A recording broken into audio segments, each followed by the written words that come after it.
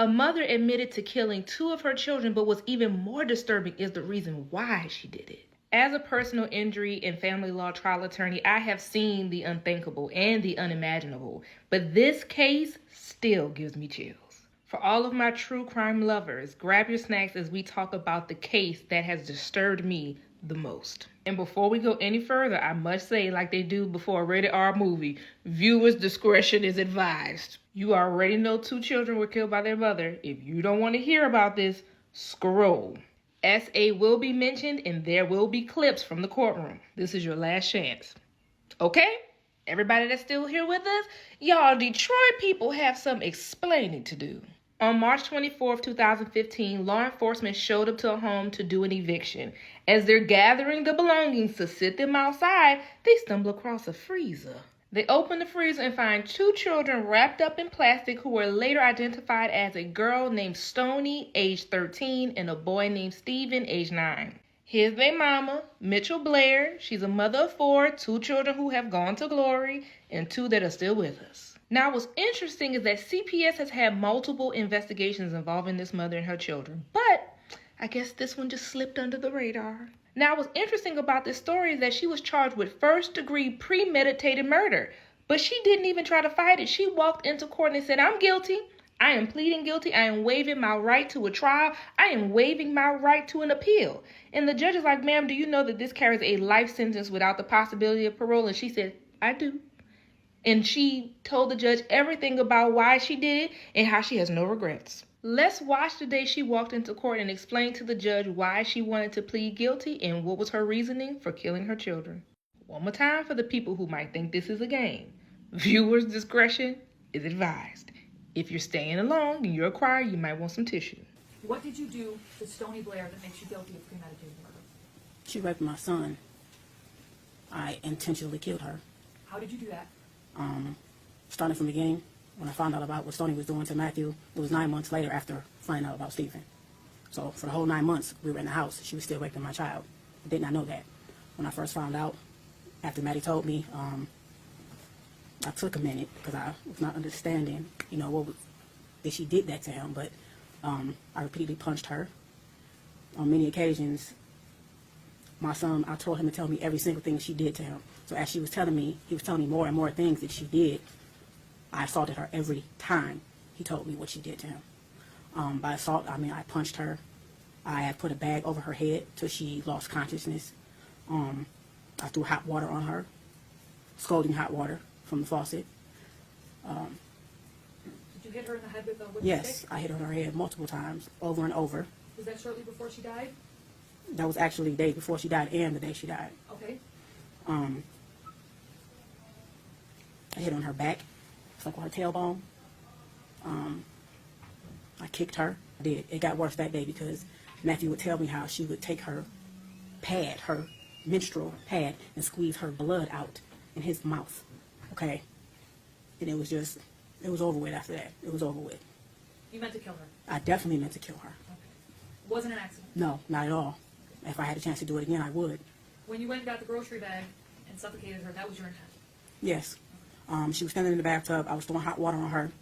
My son was standing to my right outside the bathroom door, and he was telling me everything he was telling me. I looked at her, and I'm like, "You did this?"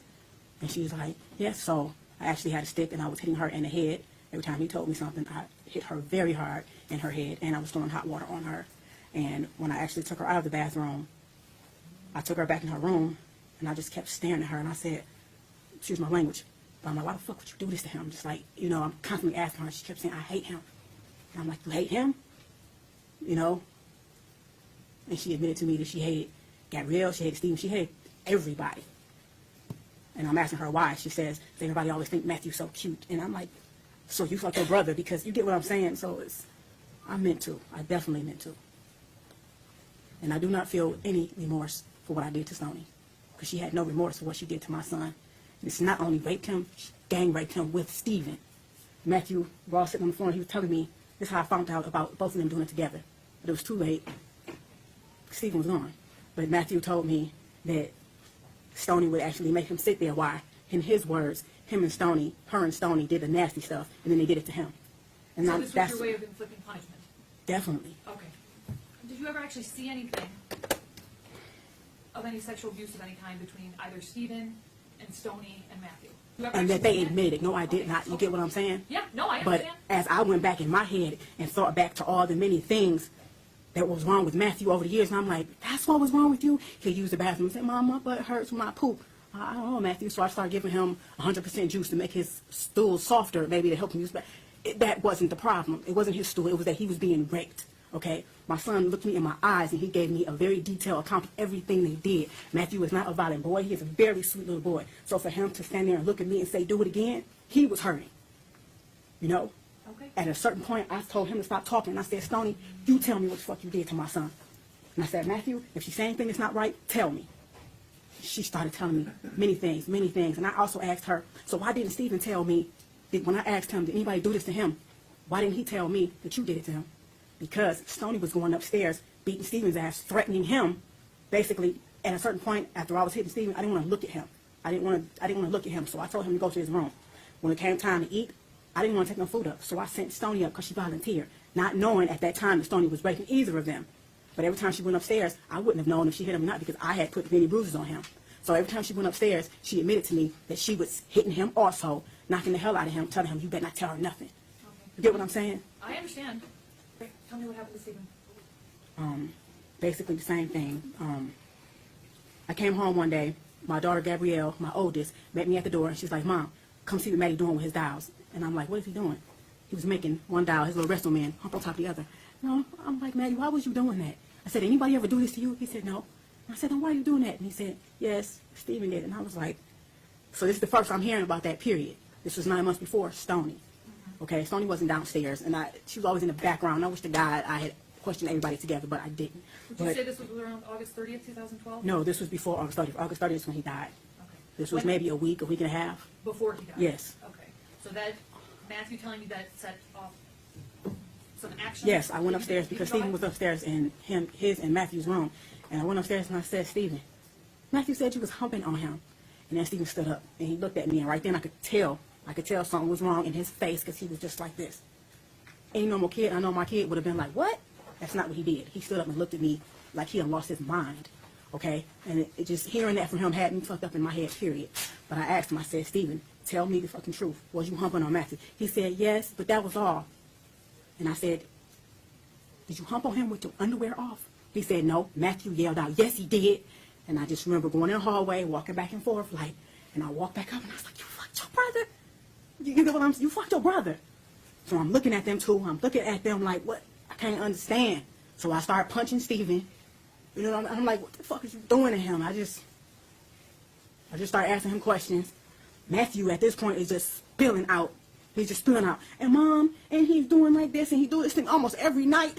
He tell me how the reason I put bags over Stephen's head is because if we had Maddie, I thought Maddie peed in the bed. My son was never a bedwetter. Didn't know it was Stephen waking up every morning pissing on Matthew like he was a damn piece of shit, okay?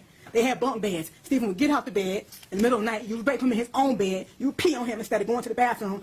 I'm waking up every morning thinking Matthew's a bedwetter. So we just wash him up and go, you a bedwetter. Let's talk So about what you did to Stephen. the reason I put bags over Stephen's head because my son told me that the plastic on his bed, because I thought he was a bedwetter, he said, sometimes, Mom, I couldn't breathe. Stephen was laying on me, and he had my face down in the plastic on the bed. I couldn't breathe, and he was humping on my butt like a basketball. That's when I got a garbage bag and started putting it over Stephen's head, and I started asking him, bitch, you know what I'm saying? You see what this feel like? You can't breathe? You stop my, that's my son. You could not breathe on top of getting raped. You was 6 years old at the time. You get what I'm saying? So I put a bag over his head. He lost consciousness. I did that a couple times. He told me that Maddie would be face down. He had stuff around his neck. So I grabbed Stephen, I grabbed a belt, and I put a belt around his neck, and I lifted him up like, do you like how this feels, being choked with a belt? So I dropped him. I held him up until he lost consciousness as well. Okay, now, did you also burn him? Yes, I did. Okay, how did you do that? Hot water, scalding hot water. In our bathroom, the hot water gets extremely hot. So his private area, I stood him in the bathtub naked. You fucked up my son with your dick, you know? So yes, I threw hot water in his genital area multiple times. Multiple times. Every time Stephen peed in my son's eyes. He put his dick in his ears, his nose. He peed. Matthew even told me one time, Mom, and in my eyes it was gooey. but it wasn't pee. And right then, it was like, I didn't even know a 9-year-old could ejaculate. You get what I'm saying? So not only did you do that, you done it in my son's eyes. So my son had to go through all this shit. So yes, I threw hot water on him Did that repeatedly. make him burn? Yes, it did. His skin came off. Did you His also skin make came him off. drink Windex? Yes, I did, because Matthew told me in the middle of the night he had took him in the basement and he made him drink the blue stuff from under the sink. And I'm like, what blue stuff? So I walked Maddie downstairs. He showed me what I said. You made Maddie drink fucking Windex. And then I went back to like years before, and I'm like, is this what was wrong with him? I thought Matthew had the stomach flu, where you vomit and have diarrhea. You get what at the same time? At that time, this is what was going around. A lot of people had it, so this is what I thought Matthew had. He didn't. Stephen made him drink Windex. So yes, I made that boy drink Windex. Were you Stephen's mother? Yes. He was in your custody? I don't claim him as my son now, and I do not claim Stoney as my daughter. I have 2 children. That's it. Stephen and Stoney are demons, period. They had their hands in Matthew, and they controlled him in every type of way, down to food. They would take his meat, basically. We didn't always eat together. I thought him and Stephen was very close, so Stephen would manipulate me. Mom, can me and Maddie eat up in our room? I'm like, yeah, go ahead. I'm thinking that's his best friend, that's his brother. That's how he made it seem. But that's a lie. He kept Matthew up under his wing on purpose. Matthew never wanted to be around Stephen, and I don't know how I didn't see that. So they would take his food. It would actually only let him eat his vegetables. So yes, when I fed Stephen, he only got vegetables and like healthy things, and it was minimal, like oatmeal and things like that. He did not get meat. He stole from my son. And actually, when I tried to feed him, my son Matthew said, Mom, that's bold. They used to take my food all the time. That's bold. You get what I'm saying? So yes. Now Stoney, I did starve her. I did. 9 more months, you going, and your big ass. She was 13. My son told me how she used to sit on his face, and he said, Mom, it stinks real bad. And she was, you know what I'm saying? Fuck that. Yes, I did. And then oatmeal is all that girl got. And she's lucky she got that once a day. Stoney only got oatmeal? Is that what you're Oatmeal once a day. She's very lucky she got that. And I even have to hide the fact that I was giving her oatmeal for Matthew because he didn't want me to feed her. And he had every right to feel that way. Hold on, just where can we get? Okay. It's this one instance, I was asleep. I said, Matthew, why you didn't tell me? He said, Mom, I even ran in the hallway and I had your hand. I was asleep. My son ran out and grabbed my hand. He was 6 and he was doing like this, trying to wake me up. Stephen was grabbing him back by the back of his shirt, pulling me. And I said, Matthew, why didn't you just scream out? He said, I don't know. You get what I'm saying? He even had my hand pulling on me, trying to wake me up. And since I'm a hard sleeper, I didn't wake up. So to hear my son say that to me is real fucked up. That shit happened right up under my nose. So, man, I don't regret none of this. I don't regret any of it. Matthew is my son. That's my baby. There's no way that his brother and sister should know what he feels like inside. There's no way. Understood? I don't feel no remorse for the death of them demons. Okay. All right. If you believe that what Mitchell Blair said was true, because we'll never know. We weren't there. There was no trial. There was nothing. We just have her story in court today. Do you think her actions were justified? And there are a group of people who think she's full of it, and they don't think any of this is true, and that she's lying. If you think that what she said is true, but you don't condone how she handled it, then I want to know, what do you think the appropriate steps would have been? And I really want to hear from parents who have multiple children. If you found out that one child is abusing the other, what is your recourse? And lastly, I really want to know, how did 2 children just disappear for years and nobody knew nothing? Nobody cared? Where's the family of these children? Like, they just fell off the face of this earth and nobody knew anything about it? Where was CPS? These children stopped going to school. Where's the other relatives? How did this happen? CPS had been involved with this family multiple times. How do things like this happen? And for the murderers out there, there was no smell? Was it because they were frozen? What? I don't know, y'all. This is beyond me. But of course, their mother's parental rights were terminated. I hope that these children were able to get the help that they need. And I hope that they are young, thriving adults at this point in their life. And I wish them nothing but the best. Everybody be respectful in the comments, no matter whose opinion is what. But I do want to know, do you think that Mitchell Blair's actions were justified or unjustified? Before I go, I did tell the young lady that ran into me in court today. She follows me. I told I was give her a shout out. Hey, Brittany. And for all of my press on girlies, I am so excited about our new arrivals. The photo is here on the screen. But y'all asked for these plain, short nails that were matte. And I got those for you guys too. We have that milky white that you guys love, and it's in matte. We are running a site-wide sale for Juneteenth, but of course, I'm going to give you an additional coupon code for staying to the end of this video. And the code is going to be WWTF for where was the father? And why wasn't he looking for his children? All the information is here for you guys on the screen. Let's have a very robust conversation in the comments.